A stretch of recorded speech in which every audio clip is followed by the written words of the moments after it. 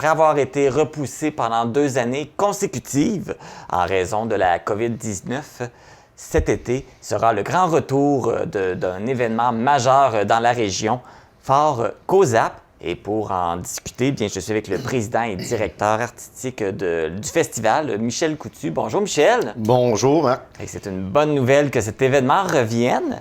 Mais l'édition qu'on va avoir cette année, est-ce que c'est l'édition qu'on aurait dû avoir en 2020? Exactement. Lorsqu'on a terminé en 2019, habituellement, le spectacle est tellement rodé, le festival est tellement rodé, qu'on avait déjà tout signé les artistes.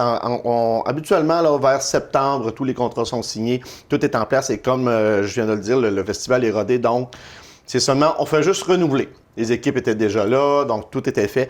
Donc, on présentait une édition aussi extraordinaire qu'on va présenter cette année. Donc, malheureusement, la pandémie a fait en sorte qu'on a remis ça, puis 2 années de suite en plus. Fait que tous les mêmes artistes qui devaient être là en 2020 vont être cette année?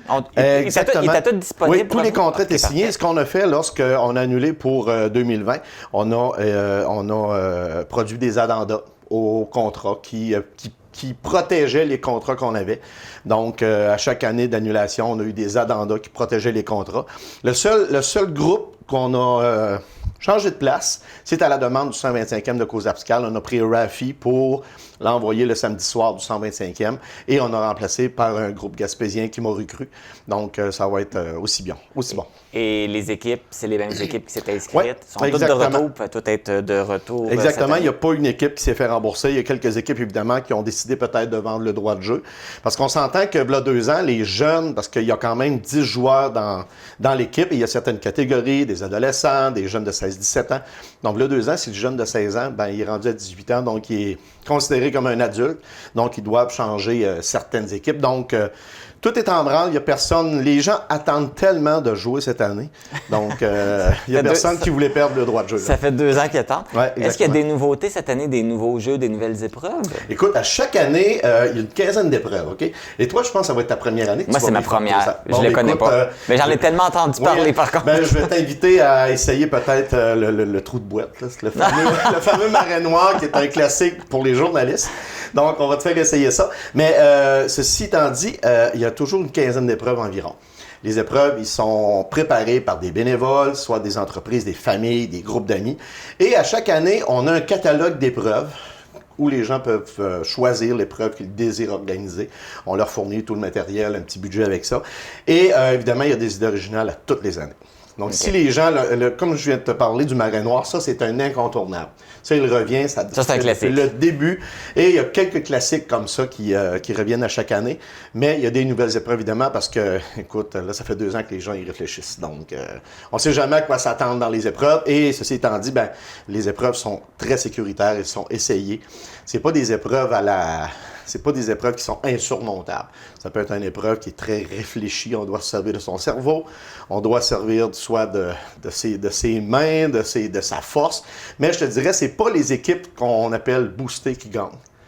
C'est les équipes qui jouent ensemble. Qui sont les mieux organisées. Qui sont pas vraiment mieux organisées, mais qui s'amusent, qui ont une chimie ensemble, qui sont là pour s'amuser. C'est ces équipes-là qui gagnent. Parce qu'il faut le dire, ça s'appelle Fort COSAP parce que c'est un peu inspiré de Fort Boyard. Oui, c'est ça, exactement. En 1996, lorsqu'on a eu le centenaire de COSAP-SCAL, il y a des gens, entre autres, je pense à Gilles Bellamance, entre autres, qui était dans l'organisation, qui avait fait un mini Fort COSAP lors de l'édition du centenaire.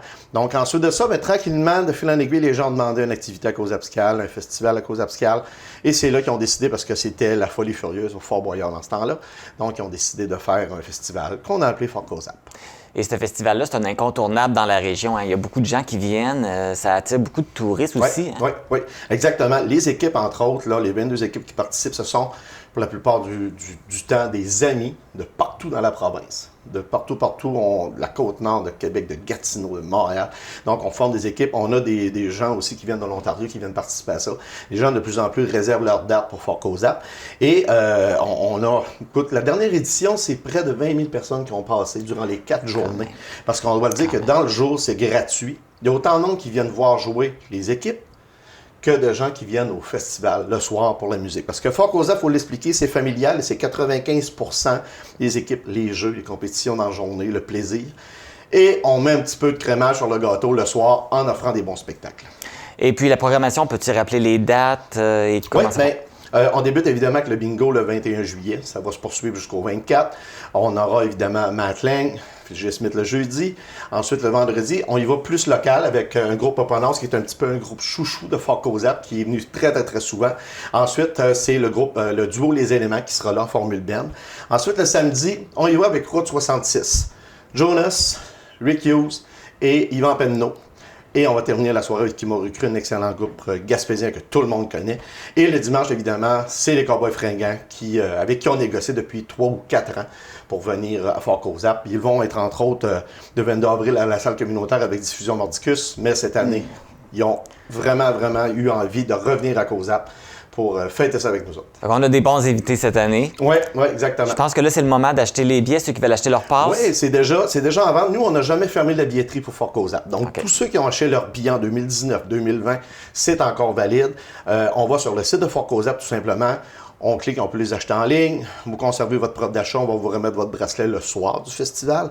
Ou bien vous pouvez passer chez Alimentation Cozap, directement à Cozapscal. Et très bientôt, là, dans quelques semaines, on en aura disponible à Amco aussi pour avoir ces bracelets. C'est pas très dispendieux. 4 jours de festival, le jour c'est gratuit, 37 $, tout compris. Donc, pour 4 jours, si on va voir tous les spectacles, c'est pas cher. Si on pense à certains festivals où on paye 50, 60, 70 $, là.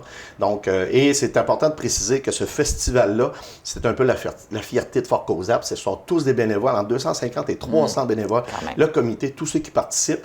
Et c'est pour la plupart des commerçants, parfois, c'est jusqu'à 30 % de chiffre d'affaires annuel, ce festival-là. Donc, avec la nouvelle passerelle, un nouveau chapiteau, donc ça va être vraiment fantastique. Ça va être fun. Bien, merci Michel, puis on vous souhaite un bon festival cet été.